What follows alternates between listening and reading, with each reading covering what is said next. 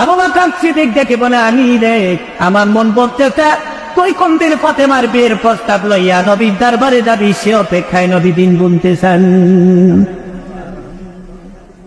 তারি বলেন, মুরব্বী যখন বলেছেন তখন মনের কথা নবীদের কাছে বলে দেখি।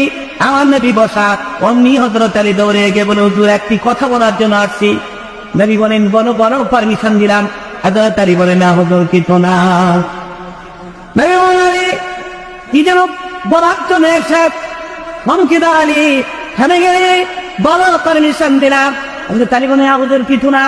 আমার নবী বলে, আলী গোপন করো না, আমি বুঝতে পেরেছি তুই বুঝি ফাতেমারে বিয়ে করতে চান। শেষ পর্যন্ত কথাটা নবীর পবিত্রতা বাড়তে দিব। হযরত আলী দেখে বলে, আমি গরিব মানুষ, টাকা নাই পয়সা নাই, আমি যদি ফাতেমারে বিয়ে করতে চাই ফাতেমা রাজি হবেন নি, রাহমাতুল লিল আলামিন রাজি হবেন। নবী দেখে বলে, আলী রে, আরবের বড় বড় ধনীরা আমার মায়ের বিয়ের প্রস্তাব নিয়ে আস। আমার কিচ্ছু বলে, আরে আমি অপেক্ষায় ছিলাম তুই কোনদিন ফাতেমার বিয়ের প্রস্তাব নিয়ে দিবি।